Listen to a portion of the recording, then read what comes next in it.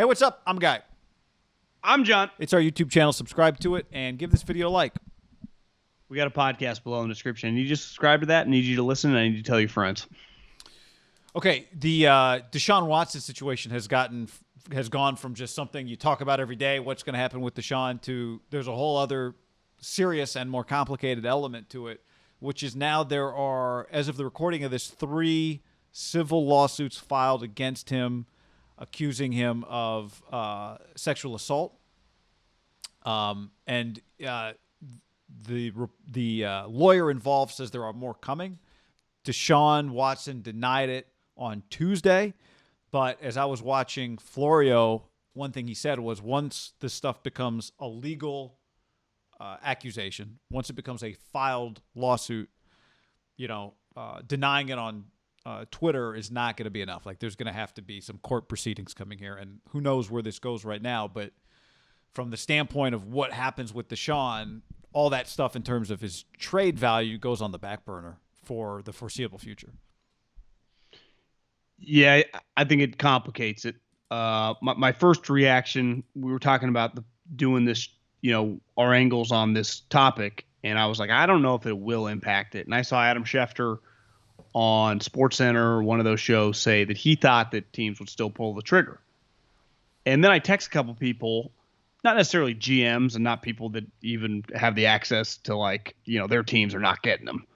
But just said, the more and more at first, it's like, you kind of his resume as a human being, you're like, listen, he checks all the boxes of being an elite human. He had multiple players on the Texans, offensive linemen, other players. Like, this is BS, come out.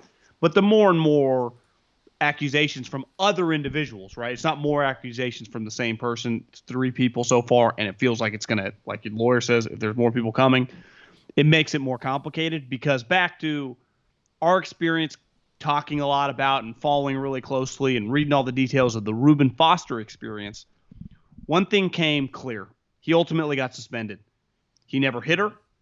The stuff that happened in Tampa that when he got arrested, her coming, like nothing actually happened. All the charges were always dropped, and it always came out to you could say he was a moron and couldn't separate him from this stuff, but the stuff that he was always, the headline the day that he was arrested was always like, oh my God. And then it was none of that stuff taking place, and he still got suspended.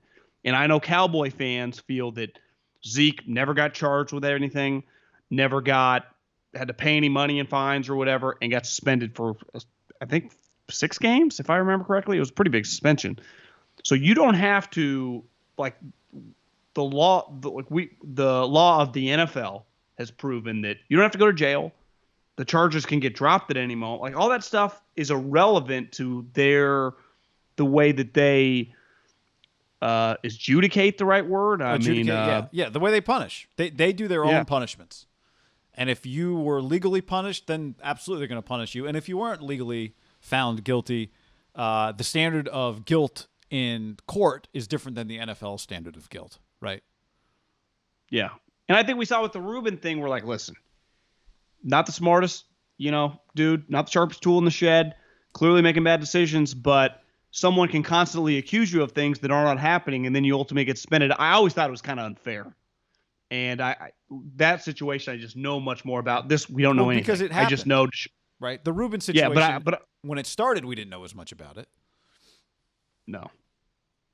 Here's the other thing, the problem for Deshaun is there is somewhat of a deadline before the draft on several of these teams that, he wants to go to the Niners. Not even due process, but the way the law works and getting into court, especially now with Corona, just takes a lot longer. So the chances that this is figured out by the draft, I would say, is slim to none to no chance. There's a very decent chance that the 49ers have to move on or have to draft a guy. This complicates their situation because you don't believe that they could pull the trigger on acquiring him today, do you? I don't think there's a chance you could acquire him today. No. And that's why I'm surprised that Schefter said what he said. I don't see how, if you're an owner, if your GM is telling you, I'm telling you, this is going to get cleared up next week. I go, first of all, that's not how these things work. Well, it's historically. proven time and time again. It never happens fast. There's But you'd say with me and you could get into a car crash. It takes forever. I mean, shit just takes a while. I couldn't, right? John. I don't think you could sign him if he were a free agent right now. Now you add to that what the cost would be to acquire him, you think, and then on the other side, you could say, well, no. Now the cost is going to go down. Well, if that's the case, why would the Texans do that, right? Why wouldn't they wait? I think everybody's going to wait. I think it's the only thing you can do. I hear people say this all the time, and I understand it. It's like, oh, well, this lawyer, the lawyer's just looking for attention. It might be, but a lot of lawyers just look for attention and also are lawyers. Like, is it a real lawyer? Because if it's all BS, he can lose his license. So yeah, I think he's a big time lawyer. Someone texted me that he was the guy that helped get Kevin Sumlin fired. Like, he's a booster. Like, this guy's he's a real lawyer. Big deal. Like, Yeah. whatever. Because I saw somebody say, like, well, if he was a real lawyer, if this were not about attention for himself, he wouldn't be posting on Instagram. Well, lawyers can be two things. They can be all about getting attention for themselves and money for themselves, and also be representing legitimate cases. So I don't think we can just dismiss it in that way. So I don't think you can do anything. I think we've gone from talking about what's going to happen with Deshaun every day in terms of will he get traded? How much will he get traded for? Will it happen before the draft? I think that whole conversation comes to a screeching halt right now until and by the way, if he doesn't prove himself innocent or not guilty or however it plays out in civil court, to your point, there's a whole other NFL part of this. And there could be somebody could correct me on this. I mean, we could still these are civil cases, but doesn't mean there could not be criminal charges. Yeah, criminal charges. Sure. Thank you. So I don't see how this thing is on his all the NFL talk with Deshaun. I think is on a total halt. I know the lawyer angle for when you represent someone on Deshaun's side on this, and I come to you and I say, listen, I'm innocent, and especially if I'm a public figure, the first thing they would say, don't say a word, right? Do not say anything publicly. I just don't buy into that bullshit. If I'm an innocent human, there is no way if I was Deshaun and I was innocent, I wouldn't come out and I would try to get a sit down with Adam Schefter, whoever, ESPN's NFL Net, whatever. I'm doing a sit down, and if I'm 100% innocent, zero chance, 100% zero chance I'd stay quiet. I could not, because these accusations are coming after, again, based on innocence, are coming after the character of everything that we've learned about Deshaun is the complete opposite, and the situation of my career, what's on the line right now for me. Like, I just would talk, and I know that is not ever what lawyers recommend, but in this situation with what's on the line, I just couldn't stay silent, and he didn't. I mean, on a note tweet, right, and he had it pretty fast, but and we've had additional accusations since then, correct? I think it would behoove him, again, not a lawyer, just state school guy with a couple degrees from Fresno and Cal Poly. I would be getting in front of the camera. I wouldn't be listening to any fucking recommendation if I was 100% innocent, and I would be, talking. Because the one thing Deshaun has always done, is he comes across as everyone likes him. It's why I would say whenever trade demands happen, it's in the history of our lives, they're a polarizing situation. And a lot of times the player becomes the bad guy when they go James Harden, but it's always split. It's hard, especially a trade demand doesn't usually happen with shitty players. And when they do, no one gives a shit. But when they happen with star players, like their fans don't want to lose their player. I'd say this one pretty universally, even with Texans fans are like, yeah, I don't even blame the guy. Like everyone had his back. It's why when I see media, people are like, oh, we give Deshaun. No one's giving Deshaun shit. Everyone is pro Deshaun on this. Deshaun is universally 100%. People are going to have his back. Just to be clear, you're talking about I'm talking about the trade. I'm talking about the trade. I'm talking about the trade. So I think like everyone's had his back, and this is the first time people are like, whoa. It's kind of, if I'm Deshaun, I have to. I know, but that's what everybody says. I say the same. We all say that, and then Rusty Harden goes, "I've represented Adrian Peterson and Roger Clemens, and on and on and on and on and on." But Adrian hit his kid. No. But I'm saying Rusty, he hired an agent that is very experienced with athletes, right? Rusty Harden is Deshaun's representation. Rusty Harden is Deshaun's representative. He got famous for representing Roger Clemens. Remember? Yeah. But I'm just reading his bio. He's Rudy Tomjanovich. No, I mean, he's a real Moon, deal. Wade Boggs, Scottie Pippen, Steve Francis. But I'd say Michael this, Bennett, like Kurt Busch. the names that you just brought up, like they did it. Part of it's to mitigate the situation. Yeah, I'm assuming. My point is, I think anything. everybody feels myself that way, and then the lawyer says you have to listen to me. So I understand what you're saying though. I get it if it's kind of murky water, something happened, but if nothing happened, I just know this. because if he wants out of there, he's not going to go anywhere. Especially if this lawyer's correct and these claims keep coming from separate women.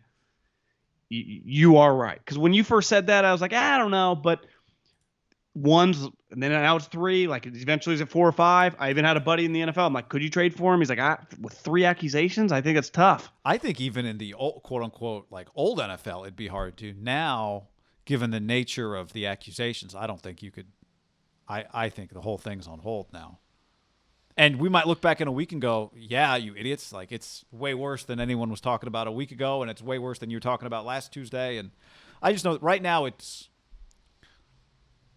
he's got to figure this out. There's just, I don't know. He's not a football story right now. Time is not necessarily on his side if he wants out with the teams that he wants to go to.